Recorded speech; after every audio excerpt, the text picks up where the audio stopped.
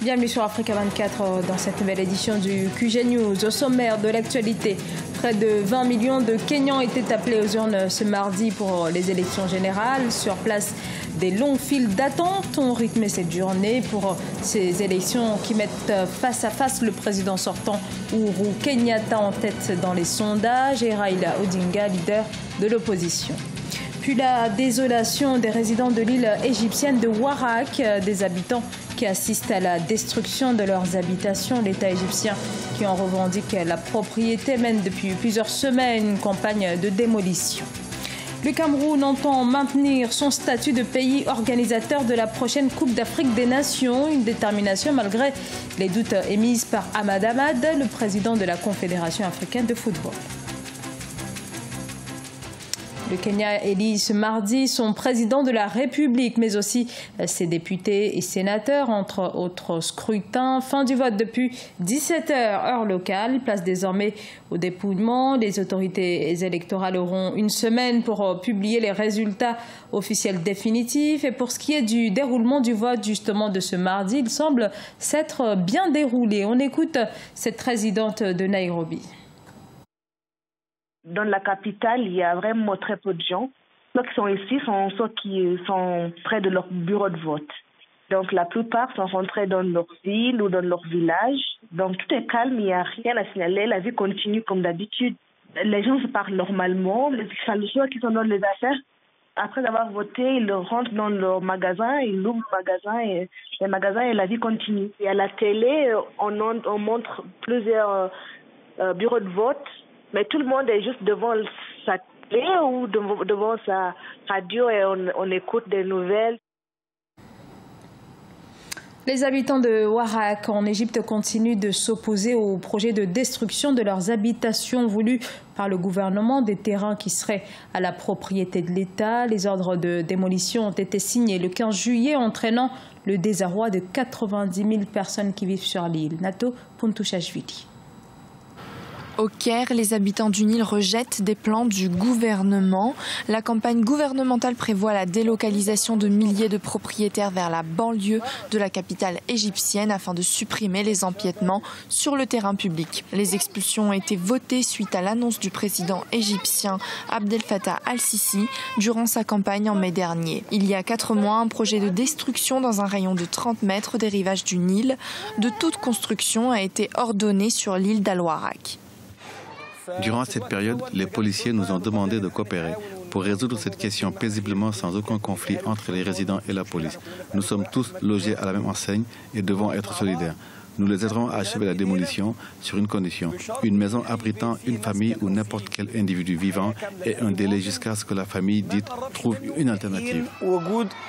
En juillet 2017, les forces de l'ordre ont essayé de démolir un immeuble abritant des clandestins à Al-Warak, aboutissant aux heurts avec les résidents. Bilan, 37 policiers et 19 résidents blessés. Nous leur avons dit que nous habitons dans ces maisons et ces terres nous appartiennent. Si vous avez un projet lié au développement, venez et dites ce qu'il faut faire et on vous apportera notre aide. Mais en même temps, nous ne pouvons pas être expulsés de nos maisons. S'il y a en effet des projets, nous n'avons aucune difficulté avec la planification du gouvernement pour des investissements, tant qu'ils ne nous nuisent pas. Cette île de 1300 mètres carrés située légèrement au nord-ouest du Caire abrite environ 90 000 résidents. Certains sont très hostiles envers la demande du gouvernement et ne comptent pas quitter les lieux d'aussitôt.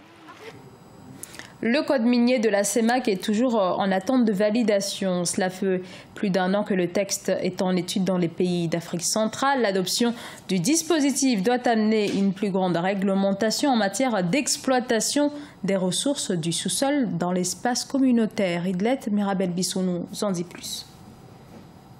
La communauté économique et monétaire de l'Afrique centrale CEMAC en attente de validation du nouveau code minier. En gestation depuis mai 2016, le projet de code minier sous-régional a été présenté aux autorités communautaires le 28 juillet 2017 à Douala au Cameroun.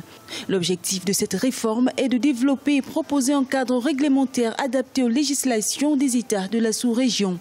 Ce code permettra à nos États de tirer des avantages de l'exploitation des ressources extractives, en ce sens que celles-ci permettront d'augmenter leur contribution dans les budgets des États de la sous-région.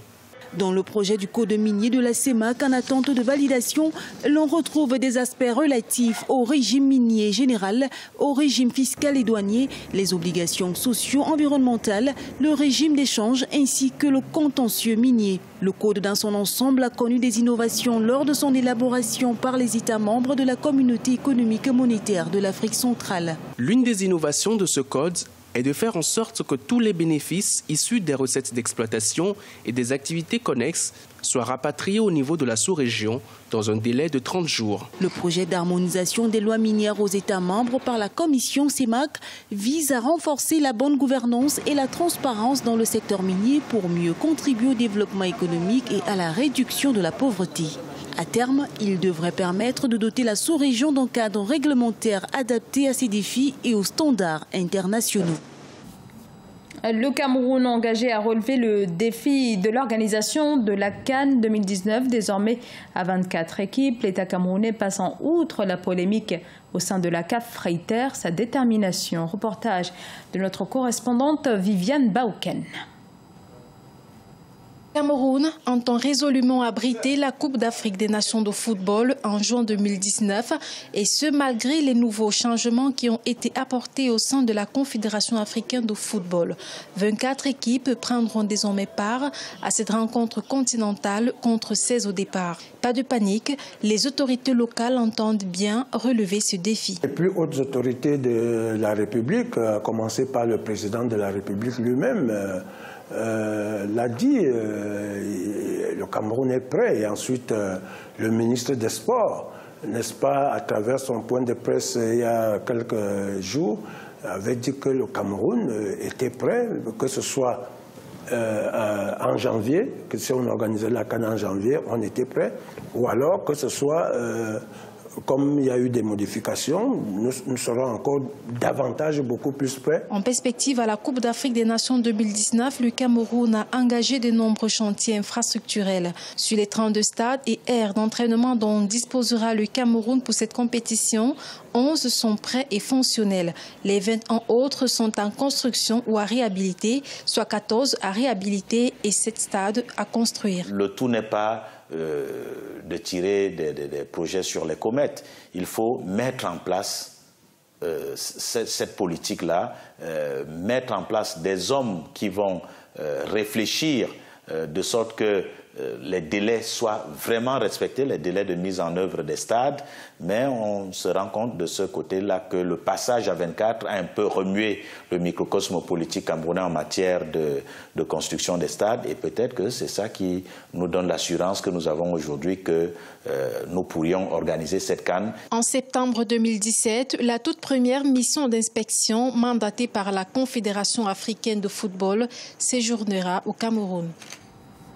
Ce journal a été réalisé par l'ensemble de la rédaction. Merci à vous pour votre fidélité. Dans un instant, une nouvelle édition de l'actualité sur Africa 24.